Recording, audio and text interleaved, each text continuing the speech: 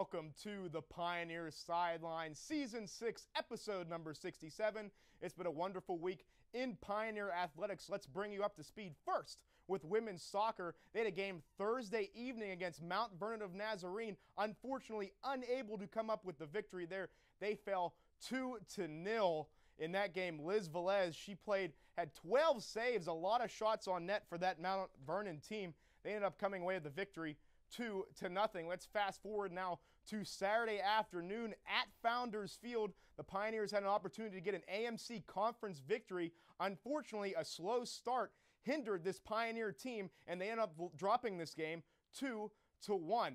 Angela Oliveri coming up with the only goal for Point Park in that game. As I said, Daemen jumped out very, very early to that 2-0 lead, but the women's soccer team was unable to come back and tie that game up. Now let's switch gears to men's soccer. They also had a game Thursday and Saturday against Mount Vernon and Daemen respectively.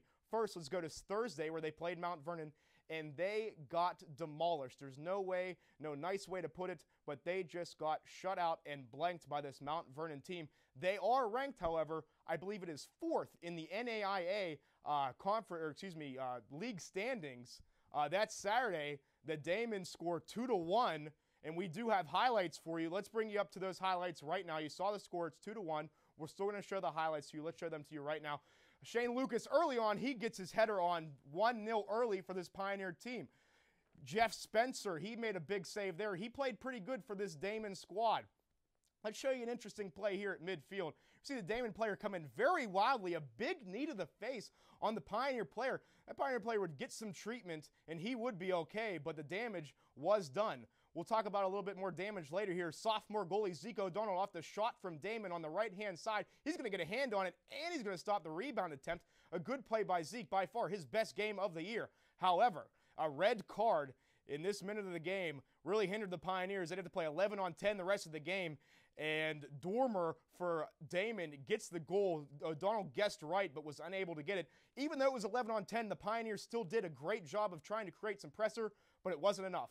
Daemen, Zeke makes a save, but Daemen with the rebound. We had our own Jessica Weiland to catch up with Coach Wallstra after the game. How do you feel your team played today? I mean, I'm very disappointed to begin, but considering the fact that we have all these injuries, Matt, Russo came off during the game, and then Tim, who got sent off, being down the whole game, I think we made a big improvement compared to other games. Pioneers really did play inspired this game, had some trouble all season long, but this Daemen game, by far, their best thus far.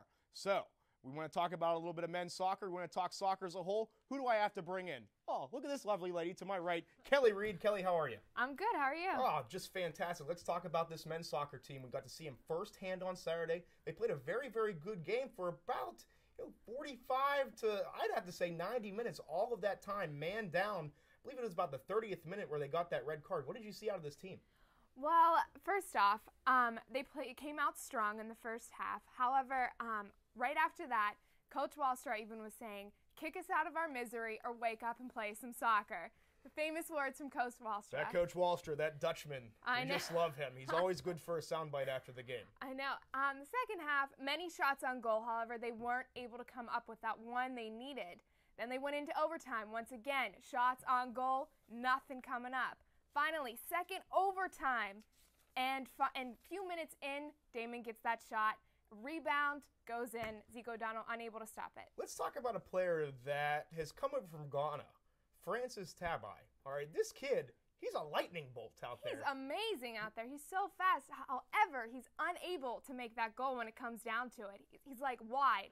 There's many instances where we saw that. It's just inches wide. I mean, he had so many opportunities. He looked like he was cramping up during the game. He had a lot of, I want to say, side issues, but he still played very well throughout that pain. Yeah, I agree. Basically, I think it was just cramps. Maybe he was nervous or he was tired. He played a lot of that game. However, when it came down to it, he would sprint down, had a lot of open nets, and couldn't get it. What did you see out of this team on Saturday that you might have not have been able to see through box scores from previous games? We're talking about 6-0 losses, and this time showing a lot of heart in a 2-1 loss to Daemen. Definitely shown a lot of heart this year. This was definitely the best game so far. Zeke O'Donnell's best game by far, no doubt. The only thing was that tainted last goal. Other than that, the team played well. And you talked about Zeke O'Donnell. Kelly, thank you very much for stopping in. We really appreciate coming by. Problem. And now you talk about Zeke